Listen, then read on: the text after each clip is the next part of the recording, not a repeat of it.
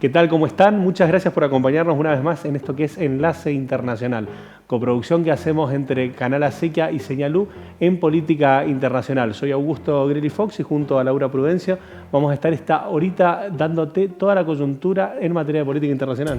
¿Cómo estás, Augusto? Bienvenidos, gracias por estar del otro lado, gracias por acompañarnos cada semana. Así es, vamos a dar una vuelta al mundo para destacar aquellas noticias que están en la tapa de la agenda internacional. Vamos a ver el adelanto ahora.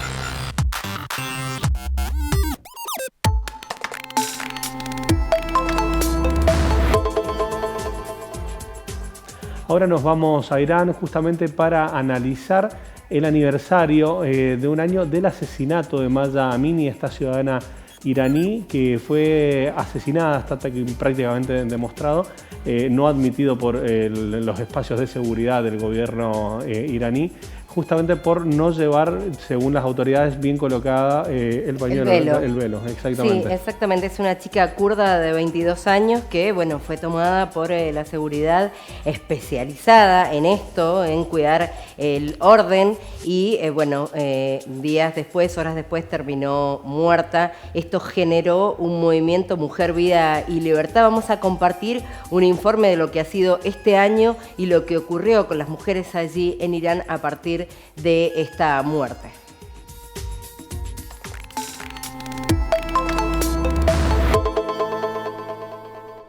La lucha por la liberación nacida de la muerte.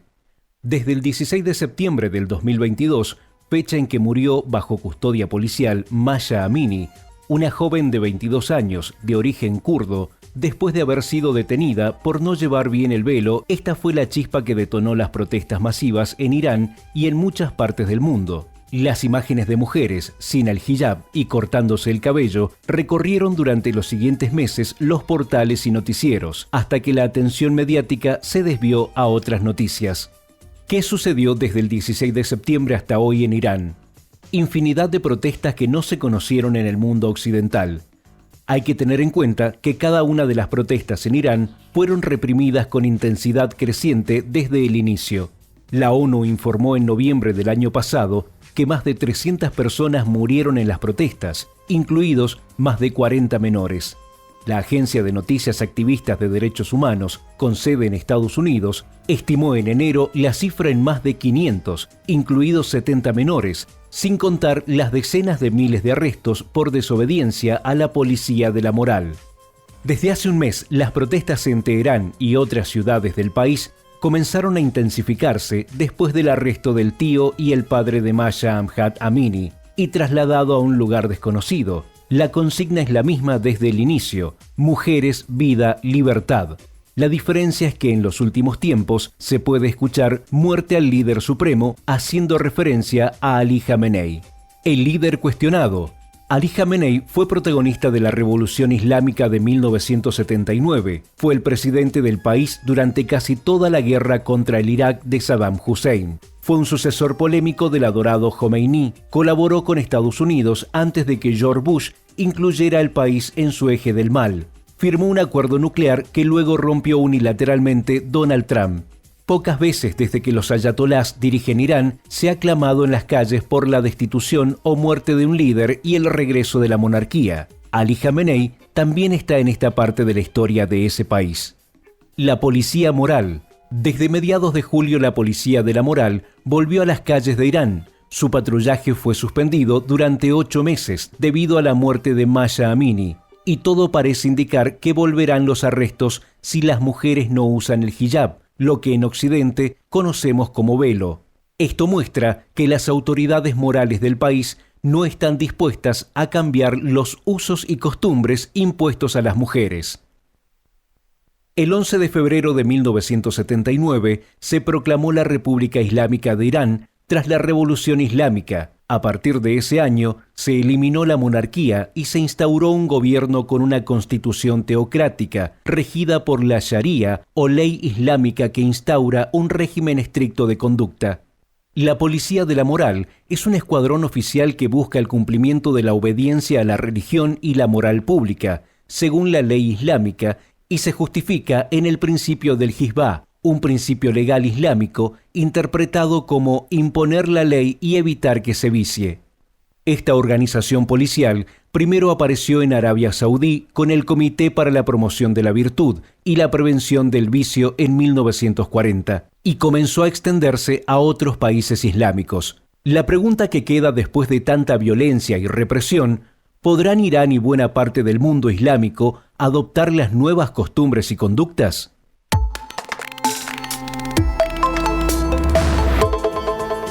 Bueno, es una pregunta que se sigue haciendo el pueblo, porque ya no son solo las mujeres las que salen a la calle, sino que se han involucrado los hombres que también acompañan a las mujeres que se rebelan contra el régimen iraní. Lo que plantean las mujeres, el grupo de mujeres que están pidiendo cambios es: no estamos en contra del hijab, lo que necesitamos es que nos dejen decidir qué queremos hacer, si queremos llevarlo o no llevarlo, y no por eso seamos castigadas. Mientras tanto, este 20 de septiembre el Parlamento aprobó un proyecto de ley que justamente endurece las penas a las mujeres que no se comporten de acuerdo a la ley. Esto es no llevar el velo, entre otras prohibiciones. Ahora tiene que pasar por el Consejo de Guardianes, que son un grupo de clérigos muy cerrados, y lo que se anticipa es que seguramente esta ley va a ser aprobada con penas para las mujeres que alcanzan hasta los 10 años de prisión. Esto se da en un contexto en el cual lo sancionan 4 días después del aniversario del asesinato a Mahsa Amini, lo cual también se puede entender como un mensaje o una suerte de aleccionamiento, sobre todo entendiendo que las casas del padre y del tío de Mahsa han sido sitiadas y se le ha exigido que no haga ningún tipo de convocatoria ni de llamados para manifestaciones. Hoy por hoy se encuentra detenido el padre de Mahsa, y también hay que tener en cuenta que han existido votos en contra. De hecho, en esta suerte de votación que se hizo en el Congreso, fueron 150 votos a favor y 35 en contra. Sí, de todas maneras, bueno, lo que reiteran las mujeres, no solo las que están adentro de Irán y se atreven a salir a la calle sin el velo, sino mujeres de otras partes del mundo que están apoyando esta iniciativa, es que, bueno, justamente los medios y la población en general del mundo hable de esto. Dicen que hay mucha complicidad, incluso de los países que están enfrentados políticamente con Irán, que tienen acuerdos comerciales y que no hablan de estos temas que realmente son los que padece la población de ese país. Tema que vamos a seguir en lo inmediato, y te proponemos justamente comprometernos desde ahí, desde tratar de cada tanto tiempo comentar cuál es la situación, cuál es la parte de la lucha que se encuentra desarrollada en relación a lo que ha sido el asesinato de Mahsa Amini. Pero ahora nos vamos a Nueva York, que tenemos la referencia al 78 encuentro, Asamblea General de la ONU que se ha desarrollado, donde ya desde el 19 al 26 se plantea el desarrollo de esta. Pero ya han existido planteos muy interesantes, como ha sido el de Lula da Silva. Así es, uno de los planteos más importantes vino después del titular Guterres, su discurso. Habló Lula da Silva. Han pasado ya varios presidentes en estos días de este encuentro número 78, como bien decís. Bueno, hay algunos temas en los que se repiten los discursos. Tiene que ver con la situación de Venezuela, con la situación de Ucrania, también de Palestina.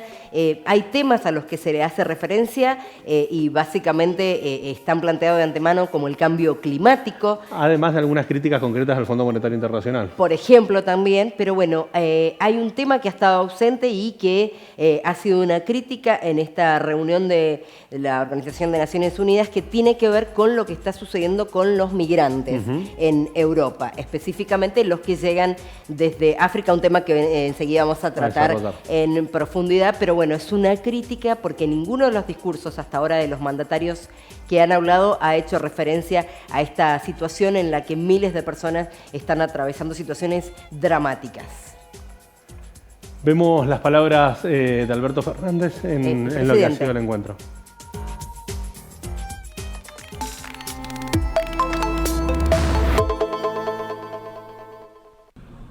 El sistema financiero internacional no demuestra voluntad de adaptarse a un mundo que requiere recobrar la equidad que ha perdido. Por el contrario, solo busca imponer las mismas políticas ortodoxas que profundizaron la desigualdad y la miseria que hoy ve el mundo. El Fondo Monetario Internacional no puede subir sus intereses cada vez que la Reserva Federal Americana sube sus tasas para contener la inflación de su país. No puede hacerlo, pero lo hace. Y en ese contexto, resulta vergonzoso que aún hoy apliquen sobrecargos a muchos países a los que ya se les vuelve insoportable cargar la mochila de la deuda externa. Estamos orgullosos de estas 4 décadas de democracia ininterrumpida, en los que la promoción y protección de los derechos humanos han sido parte fundamental del camino transitado. El desafío que tenemos por delante es consolidar y avanzar en la agenda de derechos, lo que significa lograr democracias con mayor equidad e igualdad entre su ciudadanía. Una vez más, instamos a la República Islámica de Irán a que coopere con las autoridades judiciales argentinas para poder avanzar en esa investigación del atentado contra la AMIA. Quiero reafirmar también los legítimos e imprescriptibles derechos de soberanía de la República Argentina sobre las Islas Malvinas, Georgias del Sur, Sándwiches del Sur y los espacios marítimos circundantes. Forman parte integrante del territorio nacional argentino y se encuentran ocupados ilegalmente por el Reino Unido desde hace casi 2 siglos. De conformidad con las resoluciones de esta Asamblea General y su Comité Especial de Descolonización, la forma de resolver la situación de las islas es a través de la negociación de soberanía entre Argentina y el Reino Unido. Lamentamos que el Reino Unido continúe rehusándose a reanudar las negociaciones.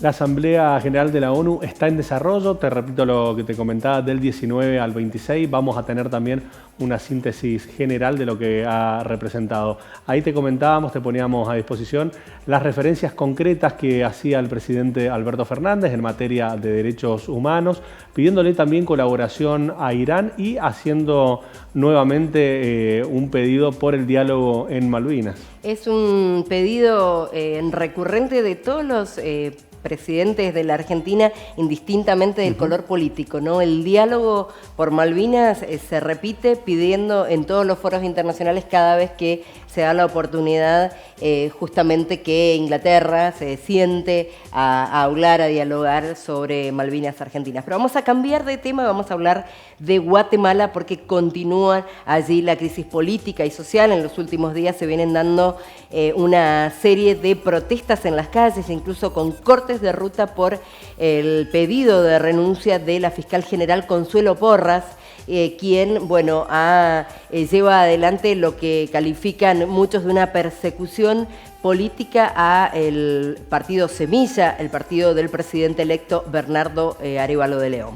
En este contexto hay que hacer una referencia concreta a lo que ha sido el asesinato de Aníbal Ramírez, un referente distrital, podríamos decir, del partido de Arévalo, quien ha sido asesinado al sur de Guatemala, casi en la frontera con México, y lo cual ha sensibilizado mucho el ámbito político, social. De hecho, se pudo ver a un Arévalo por primera vez pidiéndole una participación activa a la gente en defensa de la división de poderes, en defensa de las instituciones, en defensa de la autonomía política y también para pedirle al pueblo que lo ayude a llegar el 14 de enero a la presidencia. Que es el momento en que debería, bueno, tomar el mando del país. Recordemos que ha sido suspendido esta etapa de transición, que por cierto es muy larga. Son muchos meses los que entre el momento que fue electo al que debe asumir, y esto tampoco ayuda a esta situación tan caótica que se vive en lo social y lo político en Guatemala. Tal cual, de hecho tomamos las palabras a las que hacía referencia Vanessa Cárdenas en relación a los intereses,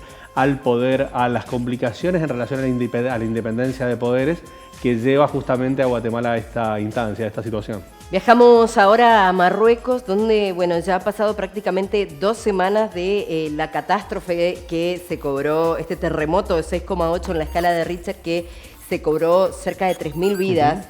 Hay 5.000 heridos, pero bueno, la situación hoy sigue siendo dramática. Totalmente, es muy delicada, sobre todo entendiendo la falta de infraestructura que existe en la zona donde se ha profundizado los daños por este terremoto. Se ha pedido colaboración a organismos internacionales. De hecho, ha existido un planteo por parte de la Luna Roja. O sea, nosotros estamos acostumbrados al concepto de la Cruz Roja. Bueno, en este caso es la Media Luna Roja, quien institucionalmente ha planteado una situación muy delicada y ha pedido colaboración a los distintos actores, sobre todo entendiendo también las complicaciones y las dificultades para lo que es la logística en esa zona. Sí, es una zona de montañas donde es muy difícil el acceso. Hubo protestas en estos días en Marruecos justamente porque el pueblo entiende que el gobierno no actuó. Recién Mohamed VI, el rey de Marruecos, apareció públicamente 4 días después del terremoto. Falta asistencia. En las últimas horas el rey ha anunciado que va a haber una importante cantidad de dinero que va a llegar para asistir a las víctimas. La preocupación tiene que ver porque termina la época de calor con temperaturas de hasta 30 grados en estos momentos, que teniendo en cuenta la cantidad de cadáveres que aún no han sido rescatados, bueno, puede generar enfermedades, pero además viene la época de mucho frío y esto puede afectar a esta cantidad, estos miles de personas que se quedaron sin vivienda y en una situación realmente de la pérdida de todo, absolutamente todo, porque es una zona de trabajo con lo que tiene que ver con lo agrario, con el ganado, y bueno, prácticamente lo han perdido todo. Bueno, y en este marco de situaciones hipercomplejas tenemos la obligación de hacer referencia a lo que se está dando en Libia, donde en base a las inundaciones que se han generado, la cantidad de víctimas ha seguido creciendo. Es muy delicado poder tomar datos reales en relación a quiénes son los que los aportan. Hay actores que están hablando de más de 10.000, hay organismos e instituciones nacionales que hablan de alrededor de 3.500, pero también hay organizaciones internacionales que plantean que pueden llegar a 20.000. Sí, y lo que sucede por estas horas tiene que ver con que, bueno, recordemos que Derna fue afectada, la ciudad más afectada por la rotura de 2 presas. Lo que se ha sabido es que había reclamos desde hace por lo menos 20 años que estas construcciones tenían un debilitamiento. Nunca se les planteó reformarlas, reconstruirlas. Bueno, muchos especialistas habían planteado que ante una situación como la que sucedió podían estas presas romperse y lamentablemente fue lo que sucedió. Hay 2 presas más en una situación endeble y temen que, bueno, que esto se pueda agravar justamente por esas 2 presas en muy mala situación de su construcción. En lo inmediato lo que se espera es que exista una responsabilidad concreta por parte del gobierno a la hora de acompañar la situación que se está viviendo, entendiendo sobre todo que la cantidad de familias que han quedado golpeadas. Por otro lado, en lo inmediato ya se empezará a determinar de quiénes son las responsabilidades y seguramente se va a pedir un accionar inmediato, primero para dar garantías de que la infraestructura que existe hoy no sea un riesgo para la ciudadanía y después para lo que va a ser una larga reconstrucción de una Libia que no le da, no le da amparo el tiempo, en el sentido de que viene recibiendo golpe tras golpe, ¿no? Sí, y también la situación política, porque como decíamos, la gente reclama y ha empezado también de parte del gobierno a tratar de evitar a la fuerza esos reclamos de la gente, y también se teme justamente por la situación de los ciudadanos ante un gobierno no democrático. Exacto. Pero bueno, ahora no te vayas, quédate ahí que en el próximo bloque vamos a analizar en profundidad los 30 años del Acuerdo de Oslo. Te vamos a contar qué fue lo que representó en su momento, cómo evolucionó y en qué situación se encuentra hoy. No te vayas.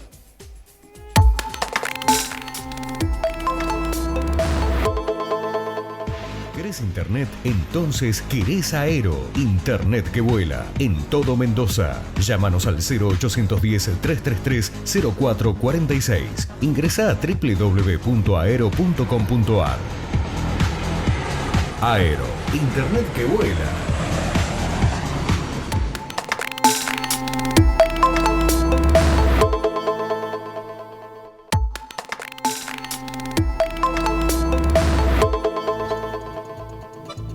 Y se cumplen 30 años del Acuerdo de Oslo, recordemos una serie de acuerdos entre la Organización para la Liberación de Palestina e Israel, habían sido convocados por los Estados Unidos, de hecho se firmaron allí, justamente para terminar con las diferencias históricas que existen entre estos dos estados. Vamos a hablar con Ana Vanessa, que está allí del otro lado, y profundizar sobre este tema. Ana, ¿estás ahí?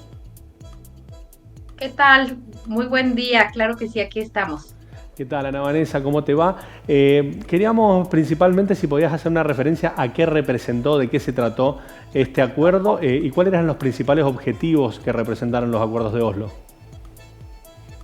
Sí, claro que sí, pues un 13 de septiembre de 1993 es un momento que se celebró mucho, sobre todo en Estados Unidos, porque se firman estos acuerdos de Oslo que parecía que iban a poner fin a un conflicto que había iniciado desde 1948 con la creación del Estado de Israel y que, bueno, tienen como protagonistas a Yasser Arafat como representante de la OLP, de la Organización para la Liberación de Palestina, y también al gobierno de Israel con Isaac Rabin y a su parte diplomática, Shimon Peres, en ese momento. Y bueno, es uno de los goles de la administración Clinton para pacificar o para mediar en la situación del Medio Oriente. Y en este caso, bueno, estos acuerdos pues tienen una serie de etapas. Obviamente es un conflicto histórico muy sensible, ¿no? Y que no podían llevarse a cabo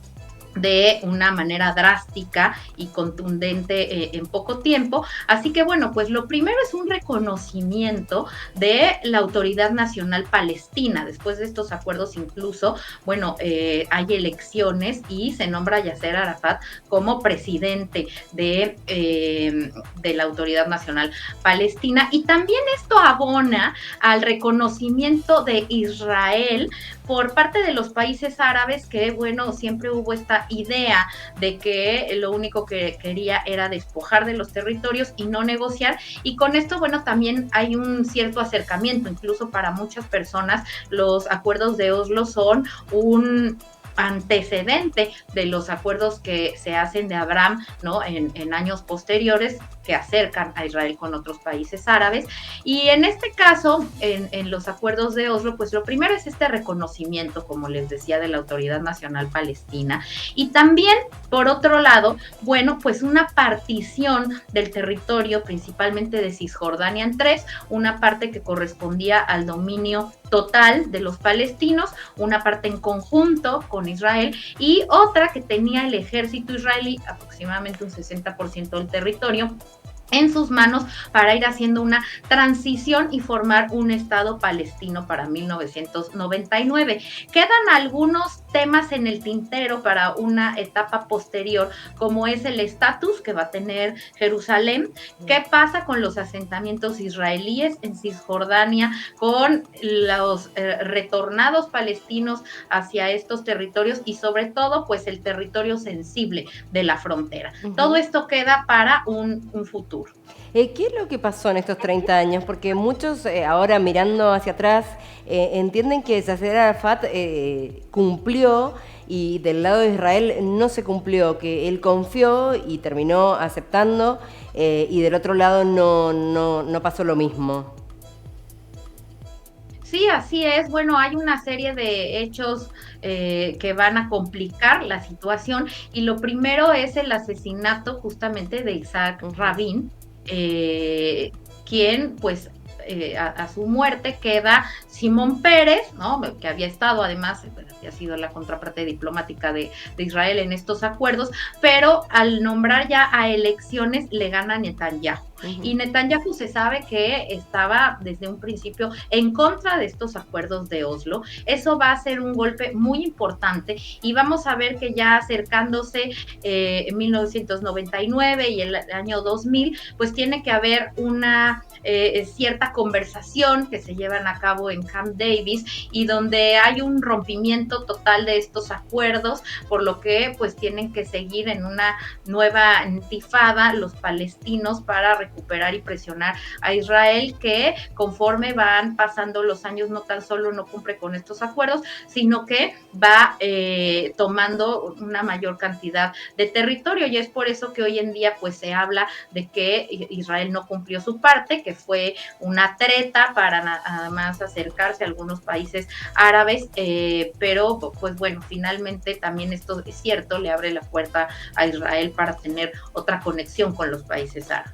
Vanessa, en lo que es propiamente el conflicto palestino-israelí, el propio Donald Trump en su momento prácticamente quiso imponer una suerte de acuerdo que no tuvo respaldos ni apoyo. ¿En qué quedó eso y cuáles crees vos que son los desafíos inmediatos en relación al conflicto? Desde luego, bueno, yo creo que dos eventos muy desafortunados para el cumplimiento fue esto, el asesinato de Isaac Rabin, y por otro lado la llegada de Donald Trump al poder, que no tan solo pues desconoce cualquier acuerdo, no solo esto, sino cualquier acuerdo multilateral, sino que además echa leña al fuego, de alguna manera exacerba el conflicto, reconociendo a Jerusalén como la capital de Israel y moviendo la embajada para allá, ¿no? Entonces eso pues de alguna manera va a agravar la situación y bueno, pues hasta el día de hoy seguimos pues con conflictos importantes, con una serie de ataques, de movilizaciones de tipo terroristas que se desprenden de este conflicto y apenas, bueno, hace un par de días estuvimos analizando la Asamblea de Naciones Unidas, los discursos, etcétera, y bueno, Palestina sigue estando sobre la mesa como un caso de abuso de derechos humanos. Muchos dirigentes latinoamericanos, entre ellos el presidente Petro, por ejemplo, Luis Arce, pues hablaron de reconocer este problema y abonar a la causa para que los palestinos pues puedan ver cristalizado el sueño de su territorio. Incluso, bueno, pues también los líderes de estos países se refirieron al conflicto. ¿Qué es lo que sucede a nivel internacional que cuesta una definición más taxativa, más puntual? Porque día a día vemos, bueno, ahora en las últimas horas hubo nuevamente muertes en enfrentamientos armados de palestinos, incluso un chico de 19 años murió en estos enfrentamientos donde la policía israelí directamente le disparó a la cabeza. Así es un problema, pues como dices, complejo, de una resolución además que seguramente no va a dejar contenta a ninguna de las partes. Y hay que hablar del gran poder simbólico que tiene, por ejemplo, Jerusalén, que es muy, muy difícil llegar a un acuerdo justo cuando están ahí los lugares santos de las tres principales religiones, ¿no? La judía, la musulmana y la cristiana. Y por otro lado, bueno, es una zona geoestratégica también para Estados Unidos, que tiene a su gran aliado Israel y que desde ahí pues puede operar en el Medio Oriente, que tiene pues recursos que le interesan y le interesan mucho, y por otra parte pues la contraparte de los países árabes que no quieren esta influencia de Occidente y que por lo tanto pues ven a Israel también como un enemigo, ¿no? Entonces hay una fuerte problemática en torno a un poder simbólico, un poder blando que es el que tiene Israel, y por otro lado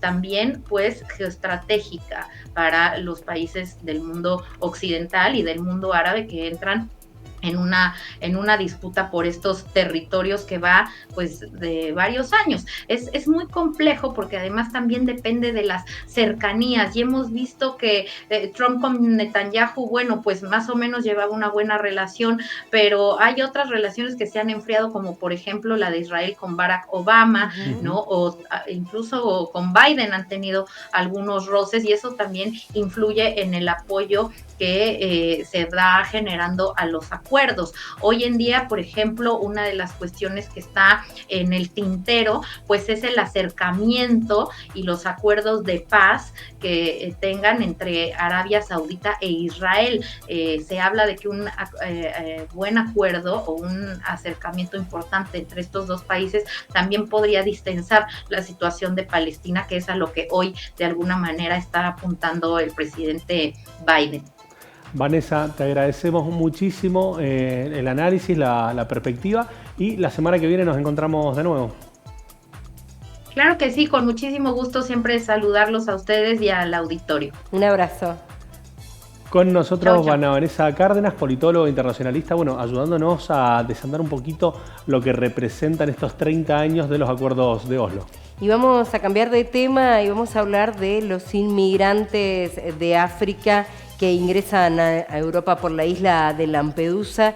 Dramático lo que ha sucedido en los últimos días, donde hay intervención de la comunidad europea, pero bueno, no alcanzan a ponerse de acuerdo, en una división muy fuerte entre la izquierda y la derecha para saber cuál es la solución justamente para darle a estos personas que llegan en situaciones muy lamentables. Muy delicadas, y de entender también por ahí, para introducirnos, que en la isla general, digamos, la cantidad de habitantes permanentes es de 6.000 y ya han llegado más de 10.000 migrantes, en la última semana. Claro, exacto, desde África.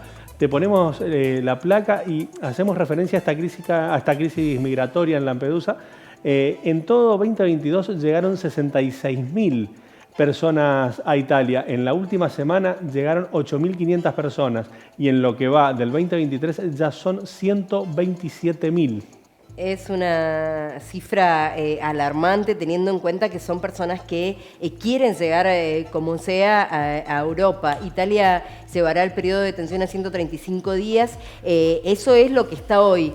Intentan llevarlo ahora hasta 18 meses, es lo que han planteado. No ha salido esta idea precisamente desde el gobierno, sino justamente desde la oposición, que le está pidiendo que justamente endurezca las sanciones a quienes llegan, porque dicen no todos son refugiados políticos, hay mucha gente que no llega con esa impronta. Mientras tanto, Francia ha anunciado que no va a recibir a nuevos inmigrantes y este es el problema que se plantea por estas horas. En lo inmediato, a lo que hay que estar atento es a la posición, al punto de vista que planteen los organismos y también a la cooperación que se dé como Comunidad Europea. Hay que entender que la situación de Italia es delicada y sobre todo cuando aparecen posiciones como la de Francia, que son determinantes y no se planifican en comunidad con los 27 países miembros, se complica mucho más la situación aún.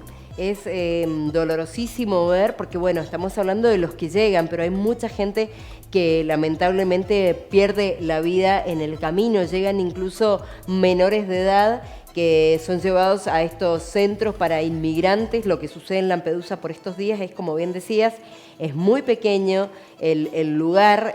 Han pedido a las autoridades, pero hace muchos años que no hay una ampliación de ese centro para migrantes y por estas horas se ve gente durmiendo en la calle, incluso niños que no reciben agua ni alimentos quizás en todo un día. Bueno, una situación dolorosísima para los habitantes de distintos países de África que llegan buscando una mejor calidad de vida que justamente sus países no los tienen. Va a ser clave seguir los próximos días de cerca la realidad que se desarrolle, justamente para ver cuál es la decisión política que toman para acompañar esta situación con medidas sanitarias y para poder encontrar una solución macro a un problema que lleva muchísimo tiempo. Ahora no te vayas, que nos queda mucho más en el próximo bloque de Enlace Internacional. Ya venimos.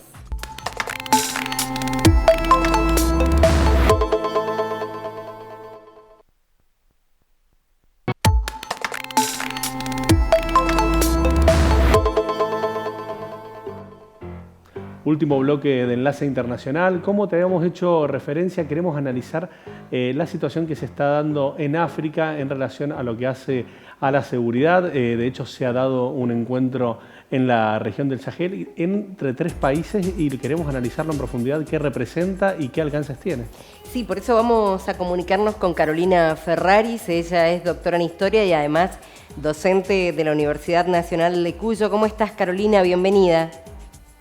Hola, ¿cómo están? Buenas tardes audiencia, mucho gusto estar nuevamente con ustedes. Bueno, realmente un gusto también poder compartir este espacio para hablar de un tema que se ha hablado bastante poco, pero es importante analizarlo. Tiene que ver con estos tres países, Níger, Mali y Burkina Faso, que han firmado este fin de semana pasado un acuerdo, un pacto de seguridad para defenderse como bloque de cualquier intento de intervención. Y lo interesante tiene que ver con que son países que están dominados por grupos de militares que han tomado el poder, dejando de lado a los presidentes que han sido elegidos por el pueblo. Tienen muchas particularidades, por eso queríamos analizarlo contigo. Bueno, cómo no. Voy a tratar de ser lo más sintética posible, como hice la otra vez, y en todo caso dejarles un lugarcito para preguntas, porque como lo dije la vez pasada también, la problemática es compleja. Primero que nada voy a apartar un poquito esta mirada occidentalista de decir son tres países que han derrocado a sus presidentes elegidos democráticamente y están en manos de dictaduras militares. Sí, eso es cierto desde un lugar y desde un ángulo. Lo cierto es que esos presidentes anteriores, si bien hay una legitimidad democrática, pero digamos, también es discutible. Y es discutible sobre todo desde el punto de vista de la problemática de esos estados que, como dije, los tres que tienen una frontera común, por eso esta nueva alianza. Quiero señalar que esta alianza no es tan nueva como parece, porque ya en los años 70, en 1970, en el mismo lugar, en Liptako, Burma, firmaron una alianza que tenía que ver con la protección de los recursos humanos, con la protección de los recursos naturales y con la protección de toda el área. Es decir, había ya una manifestación desde los años 70 del siglo XX, por lo cual esta no es absolutamente novedosa. Lo que sí es novedoso es que esta se inscribe en el marco de una alianza defensiva. Primero, y se señala esto claramente, y está muy bueno que así sea, porque digamos, es el primer paraguas en contra de lo que se pueda señalar sobre esta alianza, es contra los problemas del terrorismo. O sea, yo no sé si ustedes lo recuerdan, pero la última vez que conversamos, yo señalé que había también, además de los problemas de los recursos naturales, etcétera, etcétera, había una problemática relacionada con el Estado Islámico, que en esa región de África se llama Boko Haram, y que a diferencia de lo que ha ocurrido con el Estado Islámico en Medio Oriente, que ha ido perdiendo fuerza, el califato, aquí ha ido cobrando fuerza. Entonces, uno de los primeros destinatarios de este pacto, de esta nueva alianza, está, digamos, orientado, o es un claro mensaje hacia estos movimientos yihadistas, terroristas que existen realmente, islamistas, en la región. Pero de paso, también es una advertencia para las posibles intromisiones, especialmente del Estado francés, que, como dije, era el colonizador que en el siglo XIX se estableció en la zona. En el caso de Burkina Faso, por ejemplo, le ha dado desde el año pasado un ultimátum que ha refrescado últimamente para que se retiren, y los franceses todavía no toman la decisión ni dan una respuesta a la retirada. Entonces, decía, también analizarlo desde el punto de vista de la zona. Por otro lado, ¿se acuerdan que yo había hecho la diferencia y había puesto hincapié en la importancia de dos estados? Uno es Nigeria y el otro Níger, que es uno de los firmantes de este pacto. Bueno, Nigeria es, digamos, un poco el mascarón de proa de esa África occidental, en esta región occidental del África, que viene presionando a través de un organismo que se llama CEDAW, que es digamos, la pretensión que hace ya varios años que existe de una unión económica entre esa zona del África Occidental, pero que en este caso está presionando, por ejemplo, presionó y sigue presionando mucho a Níger para que se reincorpore y para que incorpore al depuesto presidente, pero bueno, vuelvo a repetir, es muy importante que tratemos de perder un poco la mirada occidentalista y la centremos en la problemática de estos estados cuyos, sí, es cierto, dictadores militares, pero es que en este caso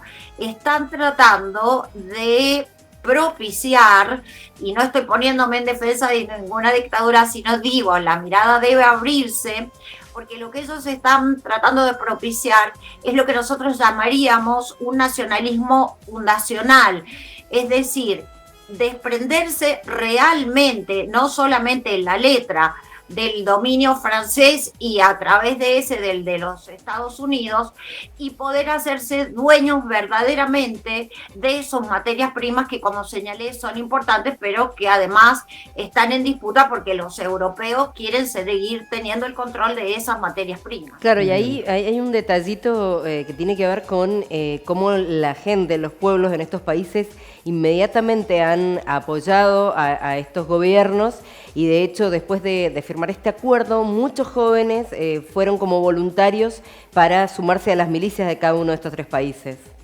Exactamente, bueno, ahí con este ejemplo que vos estás dando, Laura, ves que se está reafirmando esto que yo señalo, que es la mirada occidentalista estaría representada en este momento fundamentalmente por una Francia ofendida, molesta y sobre todo con sus intereses muy afectados. Y detrás de Francia, por supuesto, los Estados Unidos, como siempre. Pero la cuestión es que vos bien lo señalás, el pueblo no está con esto, pero además esta cuestión popular tiene una incidencia con eso otro que señalé al principio, que es con la problemática del Estado Islámico, porque hay mucho de ese pueblo que desde que Boko Haram está operando en la zona, y más allá de que es un grupo terrorista y de que realmente provoca temor en la población, pero hay una cierta población que siente que ese grupo sí defiende los intereses de la región, a diferencia de lo que venían haciendo estos gobiernos hoy depuestos, que eran aliados y estaban, digamos, técnicamente en acuerdo con las propuestas, por decirlo livianamente, de Francia. Bien, Carolina, en relación a este eje, a este acuerdo que se ha propuesto por este eje, ¿hay algún posicionamiento en relación a la postura rusa en lo que es el conflicto de Ucrania y Rusia, o es absolutamente independiente? No, también, por supuesto, una cuestión que la otra vez no alcancé a señalar porque se nos iban los tiempos, pero si tengo un segundito digo, es... ya hace rato, es decir, sobre todo desde los golpes de Estado de Malí, de Burkina Faso, estaba también operando en la zona, o por lo menos tratando de operar un poco entre bambalinas, el grupo Wagner, este grupo cuyo líder Prigozhin acaba de morir, digamos, porque todavía no sabemos las circunstancias exactas, ni sé hasta dónde realmente eso se llegue a conocer. Pero el grupo Wagner también estaba operando en la zona en favor de estos sectores militares. Entonces, también tenemos, por un lado, las operaciones del grupo Wagner, que han recibido un fuerte golpe con la muerte de Prigozhin. Pero a su vez, y relacionado con lo que yo señalé también un poco la vez pasada, de que esta zona de alguna manera podía por lo menos suplir parte de las materias primas y sobre todo las materias energéticas que necesita Europa porque las tiene, y en este caso le están faltando por la guerra entre Ucrania y Rusia. Y bueno, por supuesto que Rusia está metiendo una patita y ya hay declaraciones de su primer ministro y de sus ministros de Relaciones, de su ministro de Relaciones Exteriores, acerca de, por lo menos, digamos, una simpatía. En este momento Rusia está siendo bastante prudente con las declaraciones, pero indudablemente las declaraciones están en favor de estos grupos que han tomado el poder y, por supuesto, de alguna manera muestran las simpatías hacia esta nueva alianza que se ha gestado este fin de semana. Muy bien, Carolina, muchas gracias por este análisis tan interesante y tan profundo. Te agradecemos. Bueno, espero que haya quedado medianamente claro. Clarísimo. Dentro de cualquier otra cosa que quieren que ampliemos, por supuesto que aquí estamos, y obviamente señalar también que esto es ir siguiendo un poquito el día a día de estas noticias, sí, porque no medianamente brinda el análisis, pero bueno, la cuestión está sumamente movible en esa zona como en otras zonas de nuestro planeta. Muchas gracias, hasta luego. Hasta luego. Bien, en relación a un tema que nos quedaba que es no menor, te habíamos hecho referencia hace un par de semanas, se ha dado el encuentro del G77, te habíamos comentado que se realizaba en La Habana. De hecho, se llegó a este encuentro en un contexto en el cual hubo contactos secretos, en teoría, en su momento, entre altos funcionarios de Cuba y de los Estados Unidos, justamente para garantizar las condiciones de dicho encuentro. Bueno, realmente una novedad, teniendo en cuenta que son dos países históricamente antagónicos, pero ahí lo que se ha sabido es que en esta reunión ha habido un pedido que ya hace mucho tiempo La Habana, Cuba viene realizando, que es salir de esa lista de países terroristas. Tal cual. De hecho, algo que hay que tener en cuenta, que es para profundizar en otro ámbito por ahí o trabajarlo específicamente, es justamente esta herramienta que se utiliza en relación a la situación donde colocan a distintos países, que es el bloqueo y el embargo. Es ahí donde se dan varios puntos de discusión. Te contamos que el G77 es un grupo de países, de hecho es el organismo que mayor cantidad de países tiene por dentro de lo que es la ONU.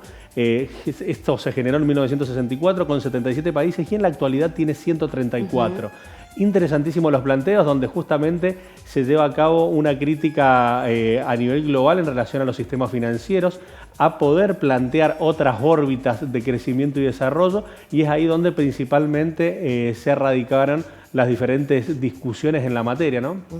Bueno, realmente interesante, porque lo que se ha sabido después de esta reunión que hacíamos mención entre funcionarios de Estados Unidos y de en Cuba, es que no se va a avanzar, por lo menos por el momento, en ese desbloqueo que había empezado, recordemos, durante el gobierno de Barack Obama y que después durante el gobierno de Donald Trump se retrocedió en esa apertura que había hacia la isla. Bueno, había una promesa de Joe Biden llegado su gobierno, pero lo que han dicho los funcionarios estadounidenses es que a partir de las protestas que hubo en Cuba y lo que entienden fue, bueno, una acción desmedida del gobierno contra las personas que estaban protestando, no se va a avanzar en la posibilidad de estas aperturas para la isla. Lo que hay que tener en cuenta por ahí en relación a esta posición que ha planteado Estados Unidos y Cuba es que justamente en el gobierno de Barack Obama, históricamente en los gobiernos demócratas se ha dado mayor diálogo sobre esta situación. Hubo una apertura en la última parte de la gestión de Barack Obama, la cual repercutió mucho en el día a día, en la vida del cubano en relación a la quita sobre todo de esta lista negra. Pero bueno, todo se retrocedió ampliamente en la situación en relación a lo que fue la política exterior de Donald Trump, ¿no? Estamos llegando al final del programa. Un programa más. Bueno, te agradecemos muchísimo que nos hayas acompañado una vez más en esto que es Enlace Internacional desde Canal Acequia con Señal U. Nos encontramos la semana que viene. Chao.